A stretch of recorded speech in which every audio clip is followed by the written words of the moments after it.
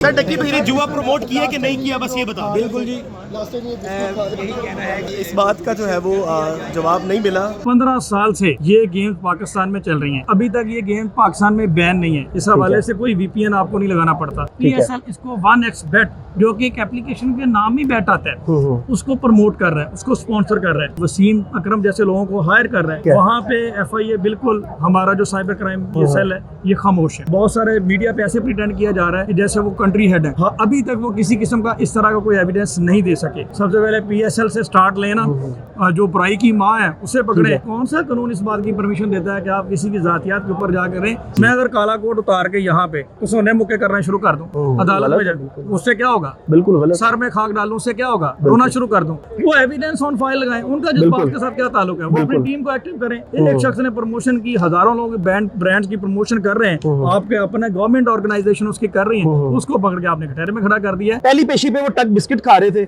उसके बाद वो आया तो बड़े डरे हुए। एस्ट्रोलॉजिस्ट काउंसली रहने दो, वो वकीली रहने दो।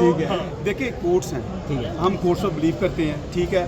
हम अपना केस सबमिट किया, आगे भी इंशाल्लाह अच्छा, करेंगे। आप वकला पर प्रेशर होता है इस तरह का जब केस कोई सामने आता है, जो यूट्यूबर होता है, क्योंकि इदारे उनको पकड़ रहे होते हैं और वकला उनकी जान छुड़वा रहे होते हैं। प्रिजम्पशन बनाई जा रही थी साथ के खिलाफ कि शायद ये किसी स्पेसिफिक पार्टी के साथ है, किसी वजह से पॉलिटिकल रीजन, नथिंग, ऐसी कोई बात नहीं है। और आखिरी बात आप वाली प्रेशर वाली सही है, वी आर क्रिमिनलाइज फौजदारी किसी प्रेशर लेना अच्छा है ही नहीं। सही है। डकी भाई के केस में हम देखते हैं एक वकील किसी को यूट्यूबर्स को और भी नाम लिए नहीं, ऐसी कोई बात नहीं। ये जो रूमर्स प्यार फैल रही है। अच्छा, एक चीज और सर, रूमर्स का मैंने आपको जवाब दिया, वैसे कि ये इजाफी रूमर है सर एक लोग कह रहे थे ये मुझ से बात है, कोई सी बात सर नहीं। एक चीज आपसे जानना चाहूंगा कि वकला की टीमें पेश हो रही हैं, पहले कोई और वकील पेश हुए, उसके बाद कोई और, आज आप पेश हो रहे हैं, जरा ये बताइएगा। एक्चुअली सर आपको याद होगा कि साद के खिलाफ वो NH की FIR हुई थी, ठीक है, उसमें मैं साद का कौंसल था। इस दौरान हमारी कुछ और दोस्तों ने मैसेज किया, लेकिन होपफुली इसमें थ्रू आउट मैं मैसेज करूँगा कोर्स को कि उन्होंने जो है वो जुआ प्रमोट किया है या नहीं किया, तो इस पर वकील साहब चले गए हैं। लेकिन जाहिर सी बात है प्रमोट तो किया है। आज इनकी यहाँ पे पेशी भी थी और मज़ीद जो है वो यहाँ से अब वो चले गए हैं। बाकी की इंशाल्लाह अपडेट्स आपको बताएंगे। अस्सलाम वालेकुम नाज़रीन, मैं हूँ आपका मेज़बान उमर बलोच। आप देख रहे हैं TV टुडे। आज डकी भाई की पेशी थी, वो पेश हुए, उसके बाद वो चले गए। मेरे साथ एडवोकेट फयाज रामे मौजूद हैं, इनसे बात करेंगे बड़ी डिटेल से। अस्सलाम वालेकुम सर। वालेकुम सलाम। कैसे हैं? ठीक है आप?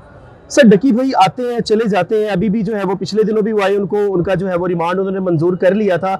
उन पे इल्ज़ाम है कि उन्होंने एक तो न्यू जनरेशन को धोखा दिया है, उसके बाद उन पे इल्ज़ामात है कि इन्होंने जो है वो सारी जो जनरेशन है पाकिस्तान का, जो असासा है, जो पाकिस्तान की जनरेशन है, जो पाकिस्तान का फ्यूचर है, उनको गेमलिंग जो है वो ऐप उन्होंने सिखाई। उन्होंने कहा कि ये गेम खेलो, आप जो है वो अमीर बन जाओगे। क्योंकि जो गेम का जो प्रोसीजर है वो ये है कि अगर आप कोई गेम किसी के लिंक से डाउनलोड करते हैं तो 25% कमीशन जो है वो आपको जाता है, जो प्रोमोटर होता है उसको जाता है। उसके अलावा जो गेमिंग ऐप का ओनर होता है वो आपको हजारों डॉलर्स देता है अपनी गेम को प्रोमोट करने का। तो ये सारा मामला क्या है?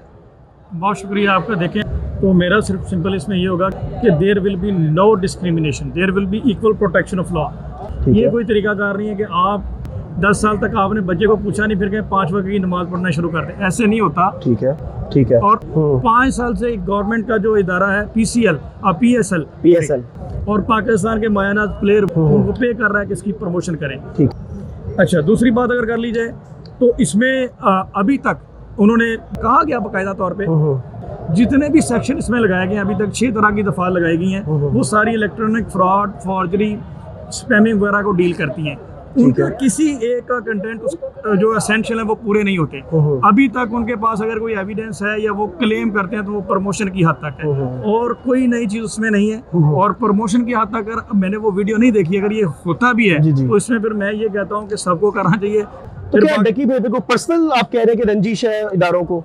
ऐसा तो नहीं है, वो यूट्यूबर है और इदारों को उससे कोई फर्क नहीं पड़ता। देखें फर्क पड़ना भी नहीं चाहिए। इदारों की बड़ी इज्जत होती है, हम भी रिस्पेक्ट करते हैं। बिल्कुल। ये जो मोहतरम डायरेक्टर साहब है, मेरा भी उनसे कोई नहीं, हमारे भाई की तरह है। लेकिन उनका ये स्टेटमेंट के डकी बेशर्म है, गंदा आदमी है, व्हाट डज इट मीन?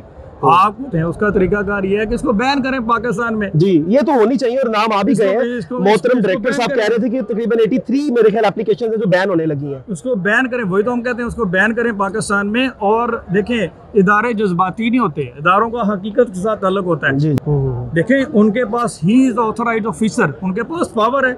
वो अगर कहते हैं मनी लॉन्ड्रिंग के हवाले से बात करते हैं, कंट्री हेड के हवाले से बात करते हैं, एविडेंस सामने लाएं, उन सब लोगों की लिस्ट बनाएं, इसको बंद करवाएं, जो लोग इसको ऑपरेट कर रहे हैं उनको अरेस्ट करें।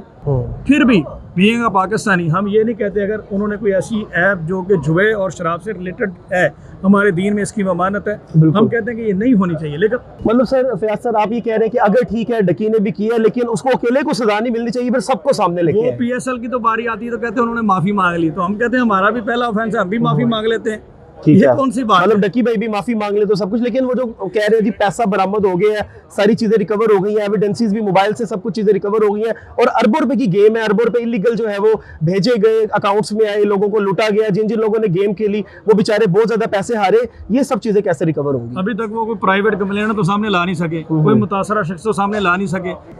इसमें खुद ही FIA मुद्दई है, खुद ही सरकार है, खुद ही गवाह है, खुद ही जज है। अब इसका हल क्या है? डकी साहब बाहर आ जाएंगे जमानत पे, क्योंकि जब भी वो आते हैं उनके चेहरे के जो रंग है वो उड़े हुए होते हैं, बड़े डर रहे हैं वो। देखें, डेफिनेटली एक शख्स है, आपने उनकी बहुत सारी पर्सनल चीज़ें ले ली हैं, जी। उनके पासवर्ड ले लिए हैं, जीमेल ले लिए हैं, लैपटॉप ले लिया है, 6 दिन की कैद भी, मुसलसल एक मेंटली टॉर्चर में, तो वो बंदा खुश तो नहीं ना होगा। ठीक है, उसका जो बिजनेस है वो डिस्टर्ब हो रहा है, पूरी फैमिली डिस्टर्ब हो रही है, उसकी वाइफ सफ़र कर रही है, तो वो डेफिनेटली वो यहाँ पे हैप्पी नहीं होगा।